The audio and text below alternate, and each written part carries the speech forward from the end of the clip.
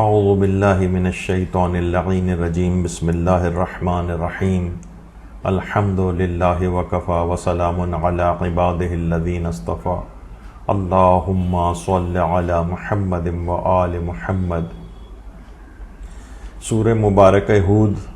اس کا تعارف اور اس کے حیرت انگیز فضائل و برکات پہ اور اس کے پیغامات پر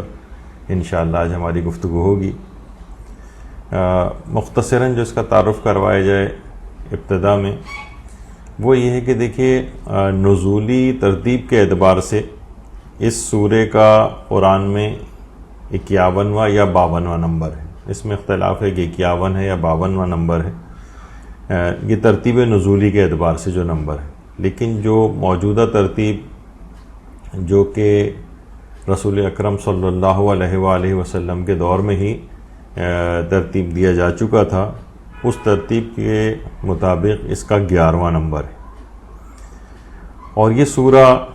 اس سے پہلے سورہ یونس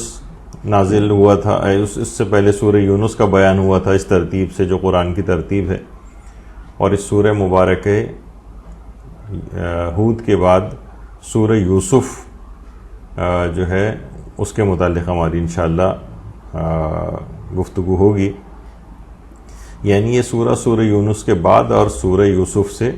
پہلے۔ اچھا، اس کی جتنی بھی موجودہ ترتیب کے اعتبار سے البتہ یہ 11واں نمبر ہے اس کا، اور یہ سورہ مکی سورہ ہے۔ اس کی جتنی بھی آیات ہیں ساری کی ساری مکی، جیسے کہ ہم اس سے پہلے بھی کہہ چکے ہیں، مختلف دروس میں یہ بات آئی تھی کہ مکی سورہ جو ہوتی ہیں ان میں کچھ مدنی آیات بھی ہوتی ہیں، مدنی جو سورہ ہیں ان میں کچھ مکی آیات بھی ہیں، لیکن یہ جو سورہ ہے پورے کا پورا مکی، اس کی تمام آیات مکی ہیں۔ اور یہ سورہ 11ویں اور 12ویں پارے میں ہے اور اس میں 10 رکوع ہیں۔ اور اگر آیات کی تعداد کو دیکھیں تو 123 آیات پر مشتمل یہ سورہ ہے، اور 1948 اس میں الفاظ ہیں اور 7820 حروف ہیں، اور ہر حرف کے اوپر کم سے کم ایک نیکی تو ملتی ہے۔ تو صرف اس سورے کی تلاوت ہی سے 7820 نیکیاں کم سے کم نامہ اعمال کے اندر لکھی جاتی ہیں۔ ویسے اس کی کوئی حد اور انتہا نہیں ہے قرآنی سوروں کے جو فضائل جس اعتبار سے بیان کیے گئے۔ یہ سورہ حروف مقطعات سے شروع ہونے والے جو سورہ ہیں ان میں 5ویں نمبر پر حروف مقطعات سے شروع ہوتا ہے، الف لام را، یعنی اس طرح سے الف لام میم، الف لام را، کاف ہا یا عین صاد وغیرہ جو ہے اس طرح سے جو شروع ہوتے ہیں سورہ، ان میں یہ 5ویں نمبر کا سورہ ہے۔ اور اس کی جو شان نزول بیان کی جاتی ہے اس میں یہ ہے کہ حضرت ابو طالب علیہ السلام اور حضرت خدیجہ سلام اللہ علیہ کی وفات کے بعد یہ سورہ نازل ہوا ہے، اور سخت ترین دور پیغمبر تھا، دشمنوں کا دباؤ بہت ہی زیادہ تھا، اور پیغمبر کی دلجوئی کے لیے اس میں بہت سارے مضامین بیان ہوئے ہیں۔ اور بہرحال اس میں ابھی اس کی تفصیل ہم جائیں گے۔ سب سے پہلے تو اس کی جو وجہ تسمیہ ہے سورہ ہود کی، اس کو سورہ ہود کیوں کہا جاتا ہے؟ اس وجہ سے کہ اس میں حضرت ہود علیہ السلام کا تذکرہ آیا ہے، کم سے کم 5 مرتبہ تو ان کا نام ہی اس سورے کے اندر آیا ہے۔ قرآن میں اس سے زائد مقامات پہ بھی اس حضرت ہود کا نام آیا ہے، لیکن خاص اس سورہ میں 5 مقامات پر حضرت ہود کا ذکر ہوا ہے۔ اس کو کہا جاتا ہے کہ جب یہ سورہ نازل ہوا، تفسیر نور الثقلین میں بھی ہے کہ پیغمبر اکرم نے یہ بات روایت میں ارشاد فرمائی ہے کہ سورہ ہود نے مجھ کو بوڑھا کر دیا ہے۔ اور ایک اور روایت میں بھی یہ بات آئی ہے کہ جس وقت صحابہ نے یہ بات عرض کی تھی کہ اے اللہ کے رسول،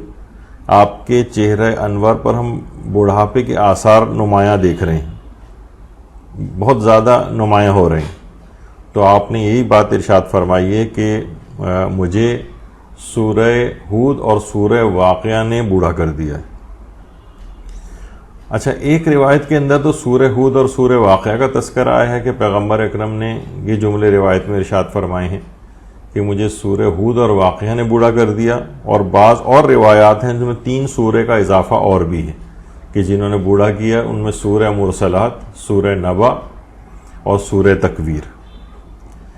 سورہ مرسلات، سورہ نبا جو کہ اما یتساءلون والا سورہ کہلاتا ہے، اور سورہ تکویر۔ یہ یعنی روایات میں 2 الگ الگ روایت میں تقریباً 5 سوروں کے نام ذکر ہوئے ہیں کہ جس نے پیغمبر اکرم پر بڑھاپے کے اثرات کو نمایاں کیا ہے۔ اور حضرت ابن عباس سے اس جو حدیث کی تشریح میں بھی ایک بات یہ آئی ہے کہ رسول اکرم پر اس سے زیادہ سخت دشوار آیت کوئی اور نازل نہیں ہوئی، جس میں یہ فرمایا گیا تھا کہ فاستقم کما امرت، اے رسول جس طرح سے آپ استقامت اختیار کریں جس طرح سے آپ کو حکم دیا گیا ہے۔ تو استقامت اختیار کرنے کے اعتبار سے بہت اہم ایک موضوع ہے۔ البتہ بعض مفسرین نے ایک عالم کا بھی خواب اس سلسلے میں نقل کیا ہے کہ انہوں نے پیغمبر اکرم کو خواب میں دیکھا اور یہ سوال کیا کہ اے پیغمبر اکرم صلی اللہ علیہ وآلہ وسلم، یہ جو آپ سے روایت مروی ہے کہ سورہ ہود نے مجھے بوڑھا کر دیا، تو اس کا کیا سبب ہے؟ کیا اس کا سبب یہ ہے کہ گزشتہ جو امتیں تھیں ان کی جو سرگزشت تھی اور ان کی جو ہلاکتیں بیان ہوئی ہیں، کیا وہ اس کا سبب ہے کہ گزشتہ امتوں کی ہلاکت کیونکہ اس سورہ کے اندر بیان ہوئی ہے اور ان پر جو عذابوں کی تفصیل بیان ہوئی ہے، کیا اس کا ہی سبب ہے؟ تو پیغمبر اکرم نے فرمایا کہ نہیں، اس کا سبب فاستقم کما امرتا والی آیت ہے۔ یعنی رسول اللہ بہرحال دیکھ رہے تھے کہ کفار دعوت حق کو کچل رہے ہیں اور اللہ کی طرف سے مختلف تنبیہات مسلسل نازل ہو رہی تھیں، اور پیغمبر اکرم کو یہ خدشہ تھا کہ ایسا نہ ہو کہ اللہ کی طرف سے دی گئی یہ مہلت ختم ہو جائے اور میری امت بھی عذاب کے اندر گرفتار ہو جائے۔ تو بہرحال پیغمبر کی دلجوئی کے لیے مستقل آیات اس میں نازل ہوتی رہیں۔ اس سورہ میں حضرت ہود کا بھی تذکرہ آیا ہے، حضرت صالح کا بھی ہے، حضرت ابراہیم کا بھی ہے، حضرت لوط کا بھی ہے، حضرت موسیٰ کا بھی ہے، اور ان کی طویل جد و جہدیں جو ہیں وہ اس سورہ کے اندر بیان ہوئی ہیں، اور ان کی استقامت اور پامردگی کا بھی تذکرہ اس سورہ کے اندر آیا ہے، اور پیغمبر اکرم کو بھی یہی حکم دیا گیا ہے دیگر تمام انبیاء کی استقامت کو بیان کرنے کے بعد کہ آپ بھی استقامت اختیار کریں جیسا کہ آپ کو حکم دیا گیا ہے۔ اس سورہ کے بہت ہی فضائل اور خواص ہیں، جس میں سے ایک فضیلت جو بہت اہم فضیلت ہے وہ یہ ہے کہ اس سورہ کو تلاوت کرنے والا جو ہے وہ انبیاء کے ساتھ اس کا حشر و نشر ہوگا۔ روایت میں یہ بات آئی ہے، ہمارے 5ویں امام محمد باقر علیہ السلام یہ بات نقل کرتے ہیں کہ جو شخص بھی ہر جمعے کو سورہ ہود کی تلاوت کرے گا، خدا قیامت کے دن اسے انبیاء کے گروہ کے ساتھ مشہور کرے گا۔ جو بھی ہر جمعے کو سورہ ہود کی تلاوت کرے گا، پروردگار عالم اس کو قیامت کے روز انبیاء کے گروہ کے ساتھ مشہور کرے گا، اور اس دن اس کو بے گناہ سمجھا جائے گا، یعنی بغیر کسی گناہ کے، جس طریقے سے کسی بھی کے ذمے کوئی گناہ ہی نہیں ہوتا اور پاک اور صاف بالکل اس کا نامہ اعمال ہوگا گناہوں سے، اس صورت میں وہ انبیاء کے ساتھ مشہور ہوگا۔ اور ظاہر ہے انبیاء جو کہ مقام عصمت کے حامل ہیں، گناہوں کا کوئی تصور ان کے پاس نہیں ہے، ان کی جو ہمراہی کرنے والا وہ کوئی بھی گناہگار کیسے ہو سکتا ہے؟ تو اس سے پہلے اس کے تمام ان گناہوں کو بخش دیا جائے گا اور وہ پاک و صاف ہو کر انبیاء کے ساتھ مشہور ہوگا۔ اور یہ بہت بڑا ایک اعزاز ہے انبیاء کے ساتھ مشہور ہونا۔ تفسیر مجموع البیان میں بھی یہ روایت آئی ہے 5ویں امام کی، اور تفسیر صافی میں بھی ہے، بہار الانوار میں بھی ہے، شیخ صدوق نے ثواب الاعمال میں بھی اس روایت کو لکھا ہے۔ تو انبیاء کے ساتھ حشر و نشر اگر ہر جمعے کو سورہ ہود کی تلاوت کی جائے۔ دوسرا اس کا جو فائدہ ہے وہ ہے کہ حضرت ہود کی پوری امت کے برابر ثواب اس کو دیا جائے گا۔ ہمارے پیغمبر اکرم ختمی مرتبہ صلی اللہ علیہ وآلہ وسلم سے ایک روایت ہے کہ جو اس سورے کی تلاوت کرے گا اسے حضرت ہود اور دوسرے انبیاء پر ایمان لانے والے اور نہ لانے والے، یعنی جو پوری ان انبیاء کی امتیں ہوتی ہیں، ان کی تعداد کے برابر ثواب عطا کیا جائے گا، اور وہ قیامت کے دن شہیدوں کے درجے میں ہوگا، اور اس سے حساب و کتاب بھی بہت آسانی کے ساتھ لیا جائے گا۔ ایک تو حضرت ہود کی پوری امت کے برابر ثواب ہوگا، جس کے اندر وہ تمام افراد بھی ہیں کہ جو ان پر ایمان لائے اور جو ان پر ایمان نہیں لائے، اور جو دیگر انبیاء بھی ہیں جن کا اس میں تذکرہ بھی آیا ہے، ان کی بھی پوری امت، یعنی جو ان پر ایمان لائے، جو ان پر ایمان نہیں لائے، ان کے برابر، ان کی تعداد کے برابر وہ ثواب بھی اس سورے کے تلاوت کرنے والے کو عطا کیے جائیں گے۔ یہ خود کتنا ایک عظیم ثواب ہے سورہ ہود کی تلاوت کا۔ تیسری چیز جو کہ اس کے فضائل میں بیان کی جاتی ہے کہ سورہ ہود کے ذریعے قوت و طاقت میں بھی اضافہ ہوتا ہے۔ سورہ ہود کے ذریعے تفسیر برہان میں ایک روایت ہے جو ہمارے چھٹے امام جعفر صادق علیہ السلام سے ہے کہ جو اس سورے کو ہرن کی کھال کے اوپر لکھ کر اپنے پاس رکھے گا، خدا اس کو اتنی طاقت عطا فرمائے گا کہ وہ 100 جوانوں کے مقابلے میں بھی اس کو کامیابی حاصل ہوگی، یعنی جسمانی اعتبار سے بھی اس قدر اس میں طاقت آ جائے گی۔ تو بہت سے لوگ جو بہت کمزور ہوتے ہیں، کیونکہ ان تمام سوروں کی تلاوت کے روحانی فائدوں کے ساتھ ساتھ اور کردار نکھارنے کے اعتبار سے اس کے ساتھ ساتھ جسمانی قوت و طاقت میں اضافے کے لیے بھی سورہ ہود کی تلاوت کو روایات کے اندر بیان کیا گیا ہے۔ یعنی جو اس سورے کی تلاوت، چھٹے امام یہ جملہ ارشاد فرماتے ہیں کہ جو اس سورے کو ہرن کی کھال پر لکھ کر اپنے پاس رکھے تو خدا اس کو اتنی طاقت عطا فرمائے گا کہ 100 جوانوں کے مقابلے میں بھی اسے کامیابی نصیب ہوگی اور وہ انہیں مغلوب کر سکے گا، اور جب بھی وہ آواز کو اپنی بلند کرے گا تو وہ افراد بھاگ جائیں گے، اور جب بھی وہ اس کو دیکھیں گے اس سے خائف ہو جائیں گے، یعنی اس کا رعب و جلالت اس قدر زیادہ ہوگی سورہ ہود جو لکھ کر ہرن کی کھال پر اپنے پاس رکھے گا۔ اچھا، ہرن کی کھال پہ لکھنے دماغ میں وہ آتا ہے کیونکہ ہرن کی کھال کے اب کچھ پیجز کی صورت میں اور اس میں حکمہ وغیرہ کے پاس ہوتا ہے کہ جسے بہت مختصر سے، جس طرح صفحات ہوتے ہیں کہ کاپی کے، اس طرح سے جو ہے وہ ہرن کی کھال کی وہ صفحات بنائے جاتے ہیں۔ عام طور پر حکیموں وغیرہ کے پاس یا کچھ خاص افراد کے پاس وہ مل جاتے ہیں۔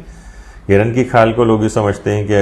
پہلے ہرن کو جا کے شکار کرنا پڑے گا، پھر اس کی کھال اتار کے، جو گھروں میں بھی لوگ لگاتے ہیں شکار کرنے کے بعد، اتنی بڑی بڑی اسے کہاں جیب میں رکھ کے پھریں گے، تو وہ نہیں ہے، بلکہ ہرن کی کھال سے وہ صفحات ٹائپ کے ہوتے ہیں، اس کے اوپر بھی اس کو لکھا جا سکتا ہے۔ تو سورہ ہود کے ذریعے قوت و طاقت کے اندر اضافہ یہ بھی روایت کے اندر بتایا گیا ہے۔ فقط اس کو لکھ کر رکھنے سے یعنی وہ شخص اتنا زیادہ باروب ہو جائے گا۔ تو اس اعتبار سے بھی آج کل جس اعتبار سے ہے کہ ہمارے ملک کے اندر لوگ چھیننے کے لیے آ جاتے ہیں، چور ڈکیت آ جاتے ہیں موبائل چھیننے کے لیے اس طرح سے، تو اس طرح کی کوئی چیز پاس ہوگی تو ایک رعب اور جلالت ہوگی کہ اس قسم کے افراد دور سے ہی اس کو دیکھ کر بھاگ جائیں گے۔ بہرحال ان چیزوں کے اس طرح سے اثرات ہوتے ہیں۔ سورہ ہود کے ذریعے مشکلات سے نجات، تفسیر برہان میں بھی یہ بات آئی ہے، تفسیر انوار النجف میں بھی ہے۔ ہمارے چھٹے امام جعفر صادق علیہ السلام کی روایت ہے کہ کوئی بھی شخص اگر کسی مشکل میں گرفتار ہو تو اس سورے کو 13 مرتبہ پڑھے، 13 مرتبہ، تو اس کی مشکل دور ہو جائے گی اور جو اس کی پریشانی ہے وہ رفع بالکل ہو جائے گی۔ یعنی سورہ ہود کے ذریعے سے انسان اپنی مشکلات سے نجات، کوئی بھی اس کو ایک سخت ترین مشکل پیش آ گئی ہے، اچانک سے کوئی بہت اہم مسئلہ پیش آ گیا ہے، کوئی مصیبت اچانک سے آ گئی ہے، وہ سورہ ہود کی 13 مرتبہ تلاوت کرے۔ اس 13 مرتبہ تلاوت کے نتیجے میں انشاءاللہ وہ دیکھے گا کہ کس طریقے سے مشکلات سے نجات ملتی ہے۔ دیکھیں ان تمام چیزوں کے اندر مسئلہ یہ ہے کہ یہ سب باتیں کتابوں کے قبرستانوں کے اندر دفن ہوئی ہیں، لوگوں کے اذہان میں یا ان کی معلومات کے اندر بھی نہیں ہیں، ان کو نکال کر ان پر عمل کیا جائے، کیونکہ جو افراد جو ان کے اوپر عمل کرتے ہیں وہ پھر اپنے ایکسپیرینسز جس طریقے سے بعد میں بتاتے ہیں تو واقعتاً ان کے وہی نتائج اسی انداز سے ہوتے ہیں جو کہ روایات کے اندر بیان کیے جاتے ہیں. ہماری ایک بہت بڑی مشکل تو عمل کرنا تو دوسرے مرحلے کی بات ہے، پہلے مرحلے پر ہی اٹک کے رہ گئے کہ ان چیزوں کی معلومات بھی نہیں. فضول معلومات تو سوشل میڈیا اور اس کے ذریعے بہت ساری ہمارے پاس اداکاروں، کھلاڑیوں، میچز، اسکور وغیرہ ان سب کی معلومات تو ہمارے نوجوانوں کے پاس بے تحاشا ہوتی ہیں کہ اتنی ریکوائرمنٹ بھی نہیں ہے، یعنی اتنی تفصیل کے ساتھ ہر بات پتہ ہوتی ہے، لیکن کسی بھی سورے کی کوئی فضیلت، خصوصیت یا وہ پوچھی جائے یا اس کے نتیجے میں کیا ہوتا ہے تو شاید ہی کسی کو یہ چیزیں معلوم ہوں. تو سورہ ہود کے ذریعے مشکلات سے نجات، کوئی بھی مشکل ہو تو 13 مرتبہ سورہ ہود کی تلاوت کی جائے، انشاءاللہ اس کے نتیجے میں پھر دیکھیں گے کس طرح سے وہ مشکل دور ہو جاتی ہے. سورہ ہود کے ایک اور بہت ہی اہم چیز ہے قوت قلب کے لیے سورہ ہود کی تلاوت کرنا. یہ بات بھی سورہ تفسیر برہان میں بھی آئی ہے، تفسیر انوار النجف میں بھی آئی ہے. علامہ حسین بخش جاڑا صاحب نے بھی لکھا ہے اس کو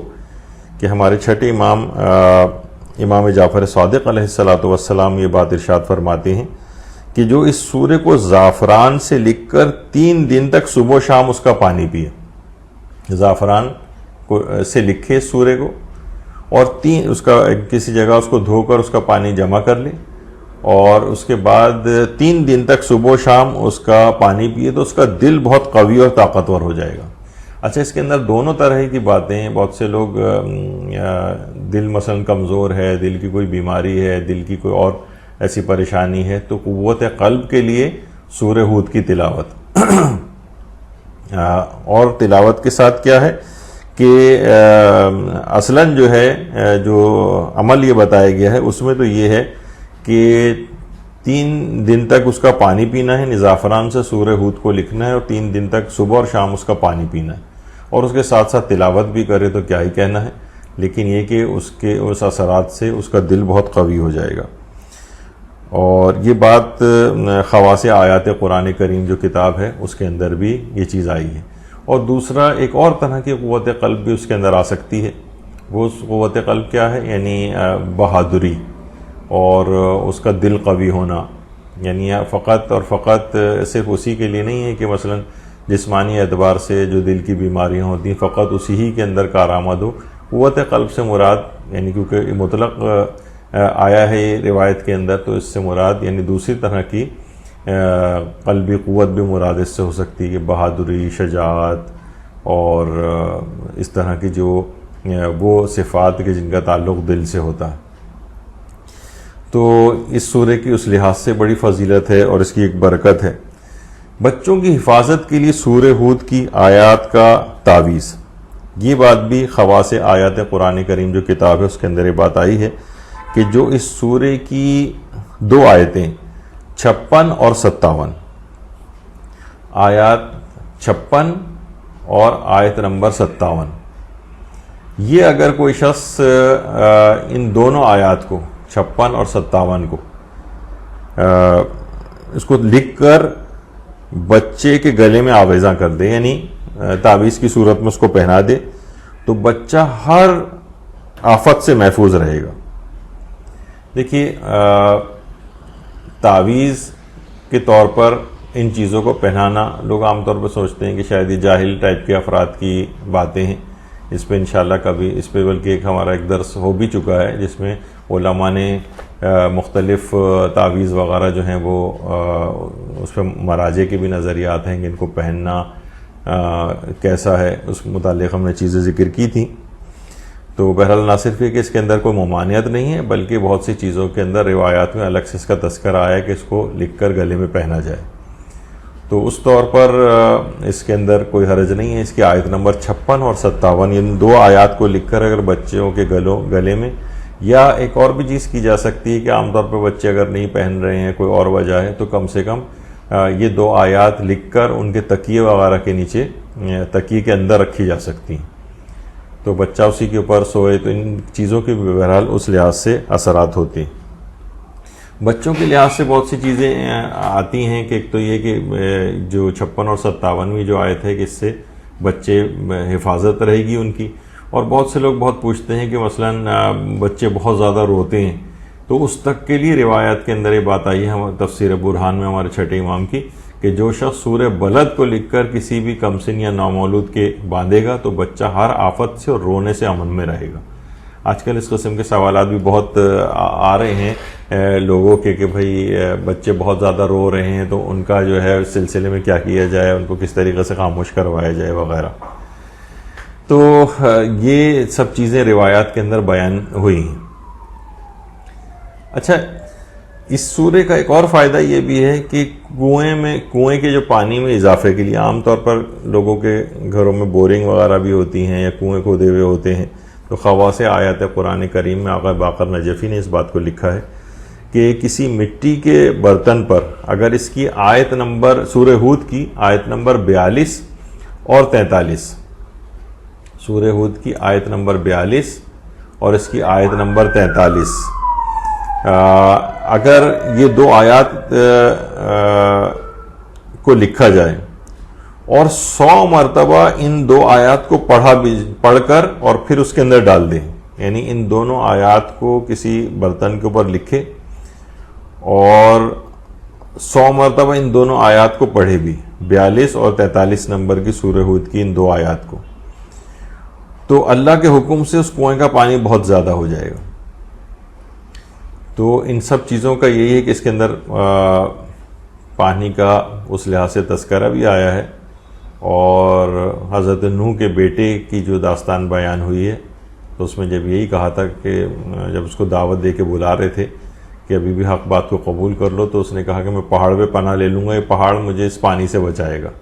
تو نوح نے کہا کہ بیٹا آج اللہ کی عذاب سے بچانے والا کوئی نہیں ہے سوائے کہ جس پر اللہ رحم فرمائے۔ پھر اچانک ان کے درمیان ایک پانی کی موج حائل ہو گئی اور وہ ڈوبنے والوں میں سے ہو گیا۔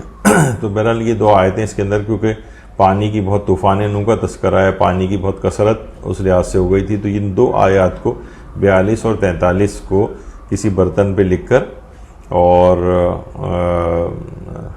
دونوں آیات کو لکھا جائے اور 100 مرتبہ ان دونوں آیات کو پڑھا بھی جائے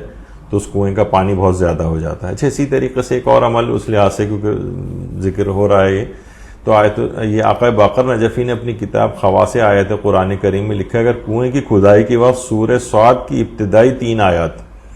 اور آیت نمبر 42 تلاوت کی جائے، سورہ صاد کی ابتدائی 3 آیات اور آیت نمبر 42، یہ اس وقت تلاوت کی جائے جس وقت کنویں کی کھدائی ہو رہی ہوتی ہے، بورنگ ہو رہی ہو، تو انشاءاللہ کنویں کا پانی بہت شیریں ہوگا۔ اچھا، جن افراد کو یہ بات پتہ تھی اور اس کی ایک پوسٹ بھی بنائی گئی تھی تو انہوں نے پھر بعد میں ہمیں جب اس کا موقع آیا اور انہوں نے اس کو پریکٹس کیا تو انہوں نے ہمیں اطلاع دی کہ واقعتاً اس کا جب ہم نے کیا تو پانی بہت میٹھا، جن افراد نے اس کا تجربہ کیا کنویں کا پانی میٹھا نکلا ان کے۔ تو بہرحال ان تمام چیزوں سے یہ اس کو آج کل عام طور پر ان چیزوں کی بڑی مذمت کی جانے لگی ہے اور بہت عملیت پسند افراد جو ہیں یا بہت سائنسدان قسم کے افراد ہیں وہ ان چیزوں کی جو ہے وہ مذاق اڑاتے ہیں، لیکن ان سب چیزوں کے اثرات ہیں۔ اور اس طرح سے ایک چیز جو آپ نے جو پریکٹس نہیں کی، جس پر آپ کو اعتقاد نہیں ہے، اس کا اگر اس انداز سے مذاق اڑایا جائے ان چیزوں کا تو اس پہ انشاءاللہ کبھی ہم اور گفتگو کریں گے۔ تو یہ چیزیں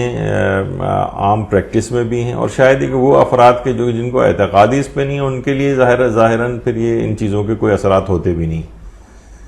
مجھے پیغمبر اکرم صلی اللہ علیہ وآلہ وسلم بھی کہتے تھے کہ جو میری شفاعت کا اعتقاد نہیں رکھتا ہے، روایت کے اندر یہ بات آئی، خدا اسے میری شفاعت نصیب نہ کرے۔ تو ٹھیک ہے، اگر قسمت میں کسی کی یہی ہے تو ان کے وہ اثرات بھی نہیں ہوتے ہیں کیونکہ وہ خود بھی اس بات کے معتقد نہیں۔ اچھا، اسی طرح سے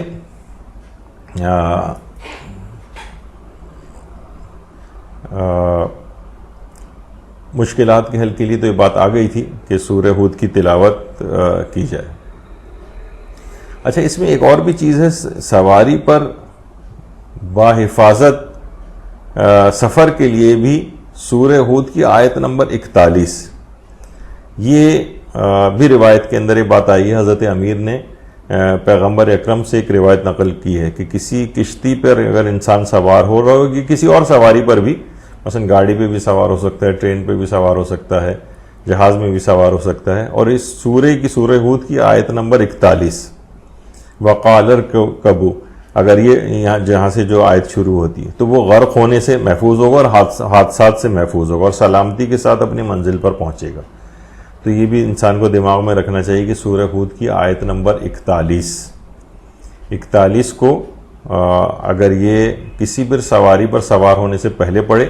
تو انشاءاللہ امید ہے، جیسے کہ روایت میں بات بیان ہوئی ہے اور کتاب خواص آیات قرآن کریم میں بھی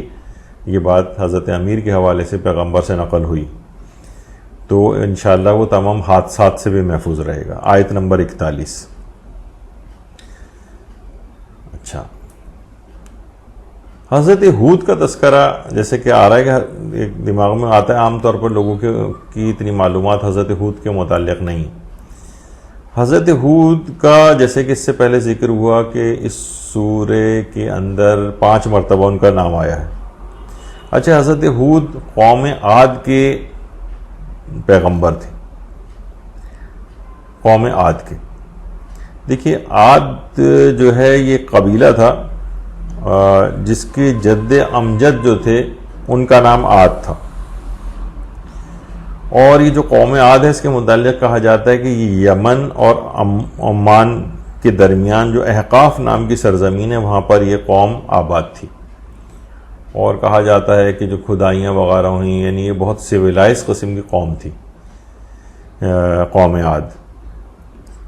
اور اس کے بعد پھر ایک عذاب ان کے اوپر آیا تھا قوم عاد کے اوپر. اچھا، البتہ ایک جعلی کچھ تصاویر ہیں جن کے متعلق اب یہ تحقیق ہوئی ہے کہ یہ جعلی ہیں کہ پیٹرول کے سلسلے میں جو ڈرلنگ ہو رہی تھی اور جو کمپنی تھی اس نے ڈرلنگ کی تو وہاں پر بہت بڑے بڑے ڈھانچے جو ہیں وہ بیان ہوئے جس کے متعلق کہا جاتا ہے قوم عاد کے ڈھانچے ہیں. تو یہ سب چیزیں بہت اس میں گردش ہو رہی تھیں کہ یہ قوم عاد کے آج بھی آپ لکھ کے سرچ کریں تو ان کے جو ڈھانچوں کی ایک تفصیل جو ہے وہ آنے لگے گی کہ اتنے بڑے بڑے افراد ہوتے تھے. اور تو یہ تحقیق ہوئی ہے اس کی کہ یہ اس قسم کے وہ فیک ہیں یہ تمام چیزیں. تو اس میں ہوا یہ تھا کہ قوم عاد نے توحید کو چھوڑ کر بت پرستی اختیار کر لی تھی اور فسق و فجور اختیار کر لیا تھا اور ظلم کرنے لگے تھے. تو خدا نے حضرت ہود کو ان کے اوپر مبعوث کیا تھا. حضرت ہود نے بہت کوششیں کی مگر کوئی کوششیں کارگر نہیں ہوئیں. بہرحال قوم ہود کے اوپر اس قوم جو عاد تھی ان کے اوپر عذاب آیا اور کالے رنگ کے بادل جو ہیں وہ مستقل چھاتے چلے گئے. اچھا، قوم جیسے کہ جب پانی ابلنا شروع ہوا تھا حضرت نوح کے، اس میں بھی تو لوگ جو ہے نا بڑا ہنسے تھے، ہلکی ہلکی سی بارش بھی ہو رہی تھی. لوگ کہنے لگے اگر یہی عذاب ہے تو روزانہ اس طرح سے عذاب آیا کرے. تو یہ کالے رنگ کے بادل چھانے لگے تو قوم عاد جو ہے وہ بہت خوش ہونے لگی کہ ارے یہ تو بڑی مفید بارش ہوگی، بڑا مزہ آئے گا اس میں. تو حضرت ہود نے یہ بات کہی تھی کہ یہ بادل جو ہیں یہ رحمت کے بادل نہیں، یہ غضب کے بادل ہیں، یعنی جو روایت میں بات آئی ہے. اور اس کے بعد شدید تیز ہوائیں وہ چلنے لگیں اور 7 دن اور 7 راتوں تک یہ سخت ترین تیز ہوائیں چلیں. اور اس قدر تیز ہوائیں تھیں کہ ان کا سارا مال و اسباب اڑ اڑ کے زمین کے اوپر پٹک رہا تھا، ان کے درخت اکھڑ رہے تھے. اس قدر یعنی پورا سب کچھ تہو بالا ان کا ہو گیا تھا. تو 7 دن اور 7 راتوں تک ان تیز ترین ہواؤں کا عذاب آیا. اس کے بعد ریت کا ایک طوفان اٹھا اور اس نے انسانوں کو اور مکانوں کو جو اڑا کر لے گیا اور حضرت ہود اور ان کے سوائے چند اصحاب باصفہ کی تمام ان کی قوم ہلاک ہو گئی. تو بہرحال یہ ایک عذاب اس لحاظ سے آیا ان کے اوپر. اور اس واقعے کے بعد حضرت ہود جو تھے وہ ملتا ہے کہ حضر موت کا جو علاقہ ہے وہاں پر چلے گئے تھے اور باقی عمر انہوں نے وہیں پر گزاری تھی. حضرت ہود کا مقبرہ خود کہاں پر ہے؟ حضرت ہود کا مقبرہ کہاں ہے؟ اچھا،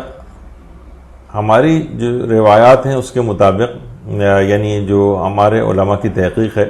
اس میں یہ کہ حضرت ہود کا جو مقبرہ ہے یہ وادی السلام کا جو قبرستان ہے نجف اشرف میں. وادی السلام کے قبرستان میں جب انسان جاتا ہے اور بالکل ابتدا ہی میں جب جا رہے ہوتے ہیں، یہ کہا جاتا ہے کہ ان کی قبور کی جو تشخیص ہے حضرت ہود اور حضرت صالح کی قبور کی، یہ آیت اللہ علی آقا قاضی نے اس کی تحقیق کی تھی کہ ان کی قبر ان دونوں کی کہاں ہے، یہ بات کہی جاتی ہے۔ تو جب داخل ہوتے ہیں وادی السلام کی بالکل ابتدا ہی میں، مرقد ہود و صالح کا ایک بورڈ بھی جو ہے ہوتا ہے، وہاں سے گزرتے ہوئے جو ہے وہ لوگ جاتے ہیں، اور حضرت ہود اور صالح کا جو مقبرہ ہے وہ دور سے ہی نظر آ رہا ہوتا ہے، اور یہ ان کا مرقد ہے، ان دونوں نبیوں کا، حضرت ہود کا اور حضرت صالح کا۔ لوگ اس کے اندر جاتے ہیں، بڑی بہترین زیارت ہے، یہاں پر اپنی دعائیں وغیرہ مانگتے ہیں، اور وہاں پر ان کی ان دونوں انبیاء کی زیارت بھی پڑھی جاتی ہے۔ اچھا، بہت سے کچھ جگہ ایسی ہیں کہ جہاں پر کہا جاتا ہے کہ حضر موت کا جو علاقہ ہے اس کے متعلق وہاں پر بھی ایک مقام ہے جسے مقام نبی حضرت ہود کہا جاتا ہے، کہ یہاں پر ان کی قبر مبارک ہے، لیکن یہ بات ثابت نہیں ہے، اور وہاں پر اندر اس لحاظ سے ایک بڑی سی ایک طویل سی ایک قبر بھی ہے، لوگ وہاں پر بھی جاتے ہیں۔ البتہ اس کا ہمارے یعنی جو علماء ہیں ان کی تحقیق میں ان کی قبر مبارک وادی السلام کا جو قبرستان ہے وہیں پر ہے، حضر موت کے علاقے کی جو قبر ہے وہ اتنی اوتھینٹک نہیں۔ تو بہرحال حضرت ہود کا تذکرہ جیسے کہ آپ نے ابھی سنا کہ سورہ ہود کے اندر تو 5 مرتبہ آیا ہے، لیکن پورے قرآن میں حضرت ہود کا تذکرہ 2 اور مقامات پر بھی، یعنی اس طرح 7 مقامات پر حضرت ہود کا تذکرہ آیا ہے۔ اور حضرت ہود حضرت نوح کی نسل سے تھے اور ان کی 7ویں پشت سے تھے۔ حضرت ہود کی زندگی، ہر نبی کی کوئی نہ کوئی خصوصیت قرآن نے الگ سے بھی بیان کی ہے۔ تو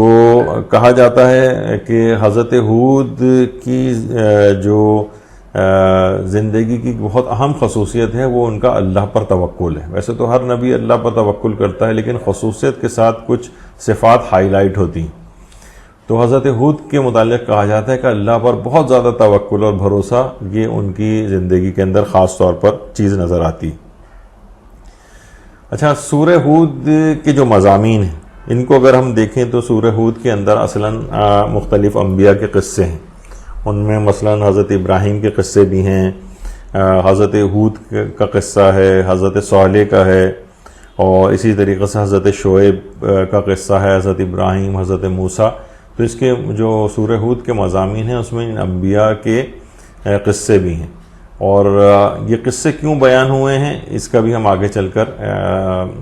خود سورہ ہود کے اندر جو آیات آئی ہیں ان کا اس میں مقصد بیان کیا گیا ہے۔ تو اس کی یہ اہم ترین مضامین ہیں۔ اسی طرح سے سورہ ہود کی جو مشہور آیات ہیں ان میں ایک آیت تکفیر گناہان ہے، جو آیت نمبر 114 ہے، کہ جس میں نیکیوں کے ذریعے گناہوں کے پاک ہونے کا تذکرہ آیا ہے، نیکیوں کے ذریعے گناہوں کے پاک ہونے کا۔ وَأَقِمِ الصَّلَاةَ طَرَفِيَ النَّهَارِ وَزُلْفًا مِّنَ اللَّيْلِ إِنَّ الْحَسَنَاتِ يُذْهِبْنَ السَّيِّئَاتِ ذَلِكَ ذِكْرَىٰ لِلذَّاكِرِينَ۔ اے نبی، دن کے دونوں کناروں میں صبح و شام اور رات کے کچھ حصوں میں نماز قائم کریں، بے شک نیکیاں برائیوں کو دور کر دیتی ہیں، اور یہ نصیحت ان لوگوں کے لیے ہے کہ جو نصیحت کو حاصل کرتے ہیں۔ تو یعنی نیکیاں برائیوں کو دور کر دیتی ہیں، تکفیر گناہان، یہ اس کی مشہور ترین آیات میں سے ایک آیت ہے، آیت نمبر 114۔ اچھا، جو اس کی شان نزول جو ہے وہ بیان کی گئی ہے کہ ایک شخص رسول اللہ کی خدمت میں آیا اور آ کے کہنے لگا کہ شیطانی وسوسوں کے باعث کسی عورت سے میں بے تکلف ہو گیا ہوں، البتہ میں کسی بڑے گناہ میں تو گرفتار نہیں ہوا، بس شیطانی وسوسوں سے میں ذرا بے تکلفی کی حد تک اس میں چلا گیا ہوں۔ اچھا، بہت سے لوگ دیکھیے یہی عام طور پر شیطان ان کو پاکیزہ نگاہ کا ایک وسوسے کے اندر مبتلا کرتا ہے، یعنی ان کو دھوکہ دیتا ہے کہ بھئی آپ کی نگاہ تو بہت پاک ہے۔ تو لوگ یہ کہتے ہیں کہ حالانکہ دیکھا جائے تو ابتدا جو بھی ہوتی ہے، مثلا انسان آفیسز میں بھی نامحرموں کے ساتھ ہوتا ہے، اور اسکول اور کالج اور یونیورسٹیز میں بھی ساتھ ہوتا ہے، اور وہ شروع میں ابتدا کے اندر تو وہ اس طور پر ان کو پاکیزہ نکاح کے طور پر کہ نہیں ہماری تو کوئی نیت بری نہیں ہے، ہماری تو ایسا کوئی انٹینشنز کے اندر نہیں یہ چیز آتی ہے. تو دیکھیے یہ سب مقدمات گناہ کہلاتے ہیں. پہلے بات چیت ہوتی ہے، یعنی اس کی ابتدا آیت اللہ سیستانی میں فرماتے ہیں کہ ابتدا ان چیزوں کی حلال طریقے سے ہوتی ہے اور انتہا حرام پر ہوتی ہے. یعنی ہو سکتا ہے شروع میں بالکل لوگ عام طور پر چیٹنگ کے حوالے سے بھی پوچھتے ہیں کہ جناب صرف اور صرف ہم صرف بات ہی تو کریں گے اور ابھی منگیتر ہیں، صرف بات چیت کی حد تک معاملہ رہے گا. تو یہ کام حلال سے ہوگا، یعنی سلام دعا سے سٹارٹ ہوگا، پھر بات چیت ہوگی، پھر اس میں مزاح بھی ہونے لگے گا، پھر بے تکلفی بھی ہوگی، پھر معنی خیز گفتگو بھی ہونے لگے گی، اظہار محبت بھی ہوگا، یعنی اس کے بعد دیگر حرام ہوتے چلے جاتے ہیں. تو یہ تمام اس لحاظ سے مقدمات والی چیزیں ہیں، اور ایک ٹرین کی طرح سے انسان ایک گناہوں کے اندر مبتلا ہوتا چلا جاتا ہے. بہرحال وہ شخص آیا پیغمبر کے پاس، آگے کہا کہ یا رسول اللہ یعنی مجھے آپ کوئی سزا دیں، کیونکہ بہرحال میں ایک نامحرم عورت سے بہت بے تکلف ہو گیا ہوں، اگرچہ بہت بڑے حرام گناہ کی طرف میں نہیں گیا ہوں، لیکن آپ مجھے کوئی سزا دیں گے، اتنا بھی میں نے کیوں کیا. تو پیغمبر اکرم صلی اللہ علیہ وآلہ وسلم خاموش ہو گئے، اور اس کے بعد یہ آیت نازل ہوئی. تو رسول اللہ نے اس کو بلایا، روایت میں ہے، اور فرمایا کہ تم وضو کرو اور میرے ساتھ نماز پڑھو، یہ تمہارے گناہوں کا کفارہ ہے. یعنی تم نے اس دوران جو بھی گناہ کیے ہیں یہ تمہارے اس گناہوں کا کفارہ ہے. تو ایک شخص سے اٹھا، اس نے کہا کہ یا رسول اللہ یہ حکم فقط اسی شخص کے لیے ہے یا کیا ہے؟ تو یہ کہ تمام امت کے لیے؟ تو پیغمبر نے یہ کہا کہ تمام امت کے لیے. تفسیر مجموع البیان کے اندر یہ روایت بیان ہوئی ہے. تو نیکیاں گناہوں کو ختم کر دیتی ہیں، یعنی نماز کے ذریعے ان گناہوں کو ختم کیا جائے. اچھا، اس میں تو نماز کا تذکرہ آیا ابتدا میں، یا رسول دن کے دونوں کناروں میں صبح و شام اور رات کے کچھ حصوں میں نماز قائم کرو، بے شک نیکیاں برائیوں کو دور کر دیتی ہیں. بے شک نیکیاں، ان الحسنات. اچھا، اس میں فقط ایک تو نماز تو خیر ہے ہی، لیکن اس کے علاوہ اور بھی جو نیکیاں ہیں وہ بھی گناہوں کو ختم کرتی ہیں. مثلا انسان انفاق کرے، غریبوں کی مدد کرے، مومنین کی مدد کرے، اس طرح سے ان کی مشکلات اور پریشانیوں کو دور کرے. جتنی بھی نیکیاں ہیں، علوم کا فروغ ہو، تبلیغات دین کے اندر کام کر رہا ہو، مجالس اعضاء کو قائم کرو، جو بھی نیکیاں سلسلے میں ہو سکتی ہیں، جتنے بھی حسنات ہیں، ان الحسنات یذہبن السیئات، تمام کے تمام جو نیکیاں ہیں وہ گناہوں کو ختم کرتی ہیں. تو دعاؤں اور اذکار کے ذریعے بھی ہو سکتا ہے. اور علامہ تبریسی نے حضرت ابن عباس سے بھی ایک روایت نقل کی ہے کہ نماز پنجگانہ ان گناہوں سے انسان کو پاک کرواتی ہے جو ان نمازوں کے دوران انسانوں سے سرزد ہوتے ہیں. یعنی ہم نے ظہرین کی نماز پڑھی، اس کے بعد مغربین کی پڑھی، تو مغربین کی جب نماز پڑھی جائے گی تو ظہر سے لے کر مغربین تک کے جتنے جو گناہ ہیں وہ سب معاف ہو جائیں گے. اسی طریقے سے نماز مغربین، مغرب اور عشاء کے بعد فجر جو پڑھی جائے گی تو رات کے جو گناہ ہیں وہ اس طرح سے معاف ہو جاتے ہیں. تو دن کے دونوں کناروں میں نمازوں کو ادا کرو اور نیکیاں برائیوں کو دور کر دیتی ہیں. تو ایک تو یہ جو آیت ہے 114 نمبر کی، یہ آیت تکفیر گناہان کہلاتی. اس کے اندر خود نماز کا بھی اس لحاظ سے تذکرہ ہے کہ یہ گناہوں کو معاف کرواتی ہے، گناہوں کو ختم کروا دیتی ہے، ان کو مٹا دیتی ہے. اور اسی طریقے سے اس کے اندر یہ پیغام یہ بھی ہے کہ جتنی اور نیکیاں بھی ہیں یہ بھی گناہوں کو، یعنی انسان یہ نہ سوچے کہ میں بہت گناہ گار ہوں تو بس اب کچھ نہیں ہو سکتا، نہیں، وہ نیکیاں کرتا جائے. عام طور پہ ہوتا ہے لوگ فوراً اعتراض کرنے لگتے ہیں کہ بھائی تمہارے کیا فائدہ تمہاری نمازوں کا، کیا فائدہ تمہارے روزوں کا، کیا فائدہ تمہاری فلاں چیز کا. تو وہ بھی دوسرا سوچتا ہے کہ ہاں واقعی کوئی فائدہ نہیں ہے تو پھر میں ان کو کیوں انجام دوں، گناہ تو مجھ سے ہوتے ہی رہتے ہیں. نہیں، اس کے باوجود ان کو نمازوں کو پڑھتا رہے، روزوں کو رکھتا رہے، انشاءاللہ ایک وقت ایسا آئے گا کہ وہ گناہوں سے اپنے آپ کو دور کرتا جائے گا، کیونکہ یہ خود نیکیاں جو ہیں یہ گناہوں کو ختم کرتی ہیں. یعنی انسان لوگوں کو اس طرح سے امر بالمعروف نہیں کرنا چاہیے کہ وہ نیکیاں ہی کرنا چھوڑ دیں کہ بھائی کیا فائدہ تمہاری ان چیزوں کا. عام طور پر گھروں میں بھی ہوتا ہے، بچوں کو, نوجوانوں کو والدین کہتے ہیں کہ بھئی کیا فائدہ تمہارے ان چیزوں کا جبکہ تم فلاں فلاں عمل انجام دیتے ہو. نہیں, اس طرح سے نہیں کہنا چاہیے کہ وہ ان چیزوں سے واقعات وہ سوچیں ہاں کوئی فائدہ تو نہیں نظر آ رہا مجھے, کرتا تو پھروں تو میں کیوں کروں پھر ان نماز روزہ اور دیگر عبادات کو. تو یہ چیزیں نہیں, کیونکہ نیکیاں بہرحال گناہوں کو ختم کر دیتی ہیں. اچھا, اسی طریقے سے اس کے بعد اگلی جو اس میں مشہور آیات ہے, اس میں آیت تحدی جو آیت نمبر 13 اس کے اندر وہی ہے کہ جو لوگ آ کر کہتے تھے کہ پیغمبر اکرم سے کہ یہ آپ نے خود ہی قرآن کو گھڑ لیا ہے, خود قرآن کو گھڑ لیا ہے. تو پروردگار نے کہا آپ ان سے فرما دیجئے کہ اگر تم اس دعوے میں سچے ہو تو تم بھی اس جیسی گھڑی ہوئی 10 صورتیں بنا کر لے آؤ. تو بہرحال یہ کہ قل فاتو بعشر سور مثلہ, یعنی تم 10 بنا کے لے آؤ. اگر تم سوچتے ہو کہ یعنی گھڑی ہے تو تم گھڑ کے دکھا دو یہ چیزیں. یہ آیت تحدی یہ مشہور ترین آیات میں سے ہے, 13 نمبر کی جو آیت ہے. اس کے علاوہ جو مشہور آیت ہے اس کی آیت بقیت اللہ, آیت نمبر 86 جو ہے, بقیت اللہ خیر لکم ان کنتم مؤمنین, اللہ کا بقیہ تمہارے لیے بہتر ہے اگر تم ایماندار ہو. اگر تم ایمان رکھتے ہو تو بقیت اللہ تمہارے لیے بہتر ہے. اچھا, عام مسلمان ان کی جو تفاسیر ہیں اس میں انہوں نے اس سے حلال سود کا ذخیرہ مراد لیا ہے, لیکن شیعہ جو منابع ہیں ان میں علامہ مجلسی نے, علامہ شہر اشوب کی جو کتاب مناقب ہے, کہ یہ آیت ائمہ معصومین کے بارے میں نازل ہوئی ہے. اور یعنی بقیت اللہ سے مراد ان کے مطابق تمام ائمہ معصومین اس سے مراد ہیں. اور خود بہار الانوار میں ہمارے 5ویں امام محمد باقر علیہ السلام سے مروی ایک حدیث موجود ہے جس میں انہوں نے خود کو بقیت اللہ کے عنوان سے تعارف کرایا ہے. البتہ علامہ طبرسی نے مجموع البیان میں حضرت امیر المومنین علیہ السلام سے جو روایت بیان کی ہے کہ بقیت اللہ سے مراد ہمارے امام زمانہ علیہ السلام کی ذات گرامی ہے. اللہم صلی علی محمد وآل محمد,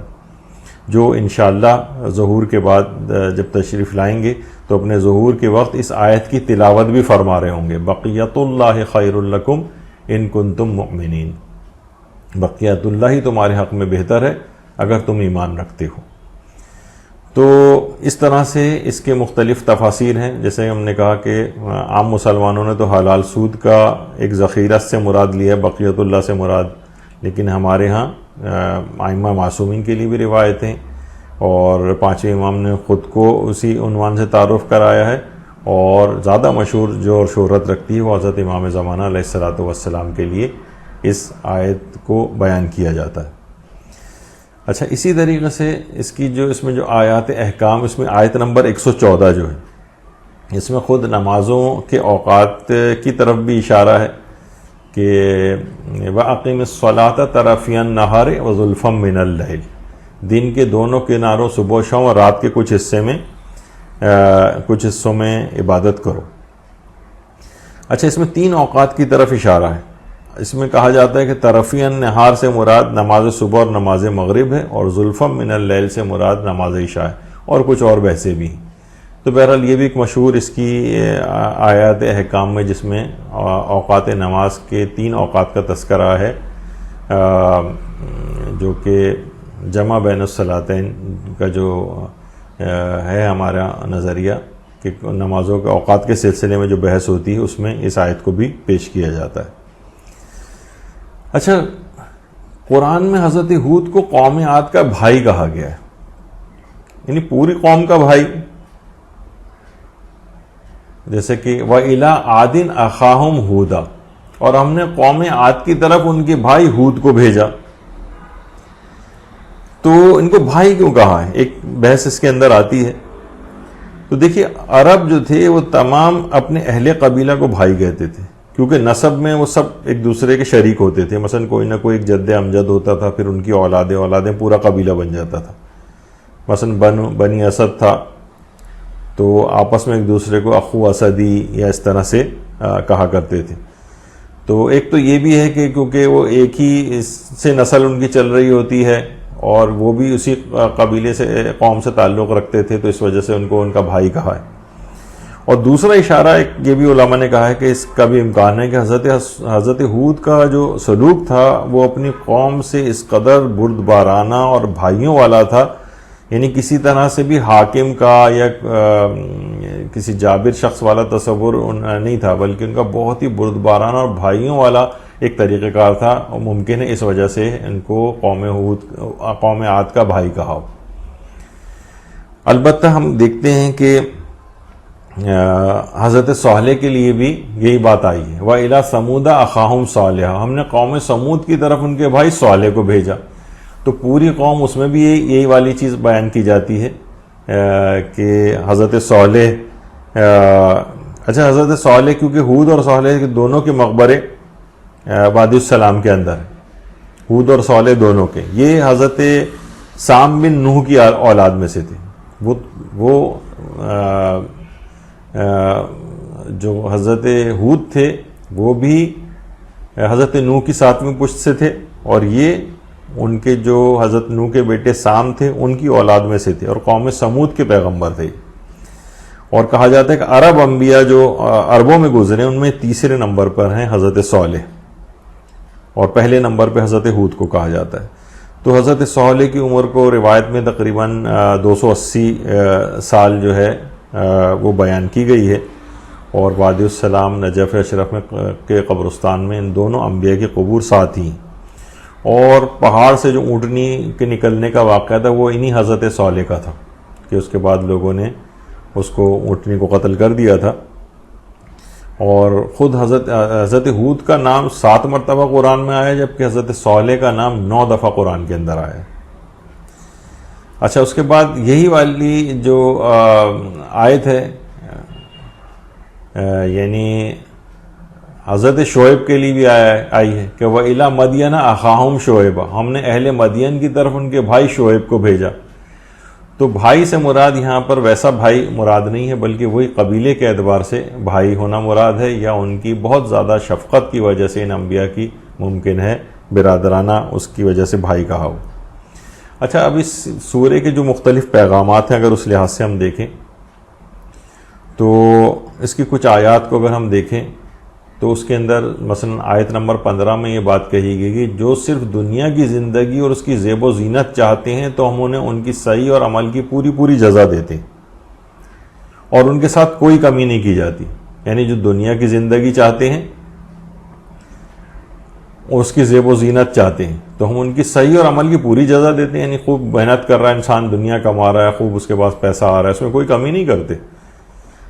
پھر اگلی آیت میں 16ویں آیت کے اندر، یہ 15ویں آیت تھی، اس سے پہلے 16ویں آیت میں کہا یہ وہ بد نصیب لوگ ہیں جن کے لیے آخرت کی زندگی میں دوزخ کی آگ کے سوا کچھ نہیں۔ یعنی تم نے پورے کا پورا مطمع نظر اور ساری کوششیں تم نے دنیا کے اوپر لگا دی اور آخرت کے لیے کچھ نہ کر کے گئے، اور انہوں نے اس دنیا میں جو کچھ کیا تھا وہ سب اکارت ہو جائے گا، جو کچھ کرتے تھے وہ سب باطل ہو جائے گا۔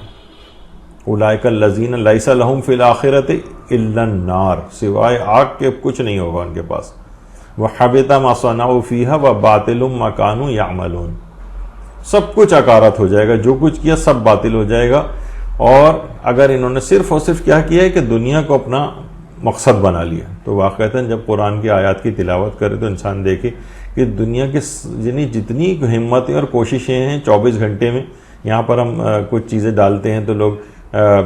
15-20 منٹ کے کلپس کو بھی کہتے ہیں کہ بہت زیادہ ہو گیا ہے، 5 منٹ سے زیادہ نہیں ہونا چاہیے۔ بعض افراد کہتے ہیں جناب یہ پوسٹ بہت زیادہ ہو جاتی ہیں، 3-4 پوسٹ سے زیادہ جو ہے وہ مدرسہ پوسٹ نہ کیا کرے، اتنا ہمارے پاس وقت نہیں ہوتا۔ یعنی 24 گھنٹے میں مستقل یعنی جو اوقات ہیں وہ صرف اور صرف دنیا کے اوپر لگائے ہوں، آخرت کے لیے نہ علم حاصل کرنے کے اعتبار سے نہ عمل کے اعتبار سے کسی کے پاس ٹائم۔ کہتے ہیں کہ اتنے بڑے بڑے سورہ پڑھنے کا بھی ہمارے پاس ٹائم نہیں ہے، تو پھر ہم ظاہر یہ کہتے ہیں پھر آپ ٹھیک ہے، وہ سورہ یوسف کا خلاصہ جو کہا جاتا ہے نا، تنزیہ طور پر کہا جاتا ہے کہ پسر بود پسر داشت گم کرد بازیافت، باپ کا ایک بیٹا تھا کھو گیا مل گیا۔ سورہ یوسف نہ پڑھیے، صرف یہ پڑھ لیجئے خالی پھر ایک لائن کا، یہ خلاصہ تو یہی ہے نا پورے سورہ یوسف کا۔ تو بہرحال اس طرح سے اس کے اندر کہا گیا ہے کہ بد نصیب ہیں، آخرت کی زندگی میں سوائے آگ کے کچھ نہیں ہے، یعنی تم سب کچھ دنیا کے لیے کر گئے، یہاں تم کو مل جائے گا پھل، اچھے گھر گاڑی یہ وہ سب چیزیں مل جائیں گی، لیکن آخرت کے لیے تمہارے پاس کچھ نہیں بچے گا کیونکہ تم کچھ کر کے ہی نہیں آئے۔ تو ایک تو اس لحاظ سے اس کو دیکھنا چاہیے۔ اور اس سے پہلے بھی وہ جو آیت تھی کہ جو سواری کے اوپر پڑھی جانے کے اعتبار سے جو روایت پیش ہوئی تھی وہ یہ سورہ ہود کی 41 نمبر کی آیت ہے، وَقَالَ ارْكَبُوا فِيهَا بِسْمِ اللَّهِ مُجْرَاهَا وَمُرْسَاهَا إِنَّ رَبِّي لَغَفُورٌ رَحِيمٌ۔ انہوں نے کہا کہ کشتی میں سوار ہو جاؤ، اللہ کے نام کے سہارے اس کا چلنا بھی ہے اور اس کا ٹھہرنا بھی ہے، بے شک میرا پروردگار بڑا بخشنے والا اور بڑا رحم کرنے والا ہے۔ تو یہ جو بھی اس آیت کو پڑھے گا سواری پر سوار ہونے سے پہلے وہ غرق ہونے سے اور حادثات سے بھی محفوظ رہے گا۔ یہ حضرت نوح کی دعا ہے جو کہ کشتی میں سوار ہوتے وقت انہوں نے پڑھی تھی، اللہ کا نام لے کس طرح سے سوار ہوا جائے۔ اچھا، پھر اس کے بعد اس کی جو آیت نمبر 54 ہے، اس میں توبہ کے فوائد اور ثمرات بیان ہوئے ہیں۔ اور اے میری قوم اپنے پروردگار سے مغفرت طلب کرو، وَيَا قَوْمَ اسْتَغْفِرُوا رَبَّكُمْ ثُمَّ تُوبُوا إِلَيْهِ يُرْسِلِ السَّمَاءَ عَلَيْكُمْ مِدْرَارًا وَيَزِدْكُمْ قُوَّةً إِلَىٰ قُوَّتِكُمْ وَلَا تَتَوَلَّوْا مُجْرِمِينَ۔ اور اے میری قوم اپنے پروردگار سے مغفرت طلب کرو، اس کی بارگاہ میں توبہ کرو، وہ تم پر آسمان سے موسلادھار بارش برسائے گا اور تمہاری موجودہ قوت میں اضافہ کر دے گا، اور میری دعوت سے جرم کرتے ہوئے منہ نہ موڑو۔ تو اس لحاظ سے اب دیکھیں کہ اس کے اندر توبہ اور استغفار کے ثمرات جو ہیں وہ بیان ہوئے ہیں کہ توبہ کرنے سے کیا ہوگا، آسمان سے موسلادھار بارشیں برسائے گا اور تمہاری موجودہ قوت میں پروردگار اضافہ کر دے گا۔ تو استغفار اور توبہ کے بہت زیادہ ثمرات ہیں۔ تو انسان کو چاہیے کہ اچھا توبہ اور استغفار سے یعنی مراد یہی کہ اس کے بعد پھر اس گناہ کی طرف پلٹ کے دیکھے بھی نہیں، اصل تو اچھی، لیکن پھر بھی اگر گناہ دوبارہ ہو جاتا ہے، عادتاً ہو جاتا ہے، تو انسان پھر توبہ کر لے، پھر ہو جاتا ہے پھر توبہ کر لے۔ کثرت کے ساتھ جب یہ توبہ اور استغفار کرتا رہے گا تو ایک گناہوں کی وہ فریکوینسی بھی کم ہوتی جائے گی۔ ہم عام طور پر 1 2 3 دفعہ کے بعد سوچتے ہیں کہ نہیں واقعی تو ہماری توبہ کوئی اثر ہی نہیں کری، گناہ تو ہم سے پھر بھی ہو رہا ہے، حالانکہ ایسا نہیں ہے۔ مستقل اگر توبہ اور استغفار کرتا رہے تو ایک وقت آتا ہے کہ وہ گناہ اس سے جلدی چھوٹ جاتا ہے، لیکن بہت جلدی ہمت ہار کے نہیں بیٹھنا چاہیے۔ اور تو بہرحال اسی طرح سے حضرت ابراہیم، اچھا دیکھیے کہ انبیاء کی جیسے اس سے پہلے ذکر ہوا کہ بہت ساری خصوصیات کا قرآن نے ذکر کیا ہے۔ کچھ کے لیے کہا ہے کہ وہ بہت سچے تھے، کچھ کے لیے کہا ہے کہ وہ بہت وعدے کو پورا کرنے والے تھے۔ اس سورہ کی آیت نمبر جو 75 ہے اس میں حضرت ابراہیم کی خصوصیت بیان ہوئی کہ بے شک ابراہیم بڑے بردبار اور بڑے نرم دل والے اور ہر حال میں ہماری طرف رجوع کرنے والے تھے۔ ان ابراہیم لحلیم اواہ منیب، یعنی ان کی خصوصیت، انبیاء کی خصوصیات میں سے ہے بردبار ہونا، نرم دل ہونا اور اللہ کی طرف رجوع کرنے والا ہونا۔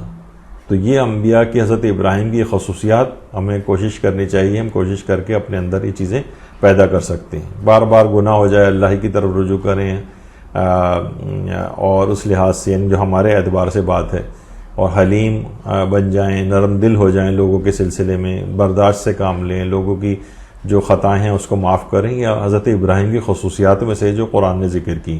تو جب ہم ترجمہ پڑھتے ہوئے جائیں ان آیات کا تو دیکھنا چاہیے کہ ابراہیم کو کن خصوصیات سے پروردگار ان کی تعریف کر رہا ہے، تو ان خصوصیات کو اپنے اندر بھی پیدا کرنے کی کوشش کرنی چاہیے۔ اور وہ جو آیت اس سے پہلے آئی تھی کہ فاستقم کما امرت، اس موضوع پر تو یعنی استقامت کو نقصان پہنچانے والے اعمال کون سے، اس پر ایک پورا درس ہو چکا ہے مدرسے میں، اور استقامت کو کیسے ہم اپنی زندگیوں میں برقرار رکھیں دینی اور دنیاوی امور میں، اس کو استقامت حاصل کرنے کے طریقوں پر بھی ایک الگ سے ایک درس ہو چکا ہے جو کہ انٹرنیٹ پہ سرچ کیا جا سکتا ہے۔ وہ دونوں درس بہت اس لحاظ سے اہم ہیں کہ استقامت کے پیغمبر اکرم کے بال سفید ہو گئے تھے، جیسے کہ روایت کے اندر ہی بات آئی، تو کتنی اہمیت ہوگی۔ تو اصلاً یہ کہ ہم کوئی بھی چیز کرتے ہیں، کیوں ہمارا وہ استقامت نہیں آ پاتی ہے، کوئی کام کرنا شروع کرتے ہیں کام پورا نہیں کرتے، بیچ میں چھوڑ دیتے ہیں، کوئی نیکی کرنا شروع کر دیتے ہیں نیکی آگے نہیں بڑھتی ہے، کوئی بھی اس طرح سے دیکھتے ہیں کہ استقامت نہیں۔ تو استقامت کیوں نہیں، اس کو نقصان پہنچانے والے کوئی اعمال تو ہم نہیں کر رہے ہیں، اس میں ان کی ایک پوری لسٹ اور تفصیل بیان ہوئی ہے ان درسوں میں، اور استقامت کو کس طریقے سے کہ انسان بالکل ایک اس کے اوپر قائم رہے اور دین کے اوپر اور دنیا کے اندر اس انداز سے آگے بڑھتا جائے، اس کو تقویت پہنچانے والے اعمال کون سے ہیں استقامت کو، وہ ایک الگ درس میں بیان ہوئے، وہ بھی انٹرنیٹ پہ اس لحاظ سے موجود ہے۔ اچھا، اس سے پہلے یہ والی جو بات آئی تھی کہ ان الحسنات یذہبن السیئات، یہ بھی ہے، اور اس کے اندر پھر آگے چل کے جو بات بیان ہوئی ہے وہ یہ ہے کہ نصیحت ہے ان لوگوں کے لیے جو نصیحت حاصل کرتے ہیں، یعنی واقعتاً پورا قرآن نصیحتوں سے بھرا پڑا ہے، لیکن اس کا پختہ ارادہ بھی تو ہونا چاہیے کہ اس نصیحت کو ہم نے نصیحت حاصل کرنی ہے۔ اس سے ہم عام طور پر یہ ہوتا ہے کہ نصیحت حاصل کر صرف تلاوت کے لحاظ سے تو پڑھتے ہیں، جو کہ ایک بذات خود بھی مطلوب ہے، تلاوت بھی الگ سے مطلوب ہے، چاہے فی الحال اتنا عمل کا یا غور و فکر و تدبر کا پروگرام نہ بھی ہو، یہ خود الگ سے، لیکن اس کے بعد کے درجات بھی تو ہیں، اس کو بھی تو حاصل کرنا چاہیے۔ یقیناً ابتدائی درجہ تلاوت کا ہے، لیکن یہ ان افراد کے لیے ہے کہ جو کہ اس کو حاصل کرتے ہیں، اس سے نصیحت ان کا ارادہ ہوتا ہے، یعنی متمنی نہ بنے، مرید بنے، صاحب ارادہ بنے، صرف تمنا کرنے والے نہ بنے۔ جیسے علماء اس کی مثال دیتے ہیں کہ بہرحال کہ اگر کسی کو کوئی بیماری ہو جائے اور وہ بیٹھ کے ویسے ہی روتا رہے اور دواؤں کو دیکھ دیکھ کے اور دواؤں کو استعمال نہ کرے، تو اس کی تمنا تو ہے کہ میں ٹھیک ہو جاؤں، میری بیماری ٹھیک ہو جائے، لیکن بیماری ٹھیک نہیں ہوگی جب تک اس دوا کو استعمال نہیں کرے گا، یعنی صاحب ارادہ بنے، اٹھے، اس دواؤں کو کھائے، پھر شفا یابی کی امید کرے۔ لیکن ہمارے ہاں عام طور پر یہ ہوتا ہے کہ نصیحت کو سنتے تو ہیں، لیکن نصیحت حاصل کرنے کے لیے پھر اس پہ عمل بھی کریں، یہ والی نیت نہیں ہوتی۔ تو قرآن کی ان آیات کو اس انداز سے بھی دیکھنا چاہیے۔ اور پھر یہ بھی اس کے اندر یہ آئی ہے یہ بات جو ہم نے کہا تھا کہ سب اتنے سارے انبیاء کے قصے کیوں بیان ہوئے ہیں؟ اے رسول، پیغمبروں کے قصوں میں سے یہ قصے جو ہم آپ کو سناتے ہیں یہ اس لیے ہیں کہ ہم آپ کے دل کو مضبوط کر دیں، پھر ان قصوں کے اندر تمہارے پاس حق آ گیا ہے، اور اہل ایمان کے لیے پند و موعظہ اور نصیحت اور یاد دہانی۔ تو یہ انبیاءوں کے جتنے بھی قصے اس کے اندر بیان ہوئے ہیں، کوئی زیب داستاں کے لیے، کوئی کہانی کی کتاب کی طرح سے اس کو نہ لیا جائے، بلکہ یہ سارے کے سارے یہ کیا ہیں کہ کس طرح سے انہوں نے ان مشکلات کے اندر ثبات قدم اختیار کیا، ہم بھی دین پر اسی طریقے سے مضبوطی اور ثبات قدم اختیار کریں۔ اور اہل ایمان کے لیے کیا ہے؟ وَجَاءَكَ فِي هَٰذِهِ الْحَقُّ وَمَوْعِظَةٌ وَذِكْرَىٰ لِلْمُؤْمِنِينَ، یہ پند و موعظہ اور نصیحت اور یاد دہانی ہے مومنین کے لیے ان انبیاءوں کے قصوں کے۔ یہ صرف ایسے ہی بیان نہیں ہو رہے ہیں، تو جب بھی قرآن کے اندر انبیاء کے قصے پڑھیں تو اس کے اندر سے اپنے لیے پیغامات کو اور نصیحتوں کو حاصل کرنا چاہیے۔ تو بہرحال یہ آج سورہ ہود کا ایک مختصر سا تعارف، اس کے کچھ فضائل و برکات کے سلسلے میں ہماری بات چیت ہوئی۔ انشاءاللہ جو اگلا سورہ یوسف، اس پر اگلی دفعہ اگلی نشست میں اس کے بھی تعارف اور حیرت انگیز فضائل و برکات اور پیغامات پر انشاءاللہ ہماری گفتگو ہوگی۔ وصلی اللہ علی محمد وآلہ الطیبین الطاہرین۔ اللہم صل علی محمد وآل محمد وعجل فرجہم۔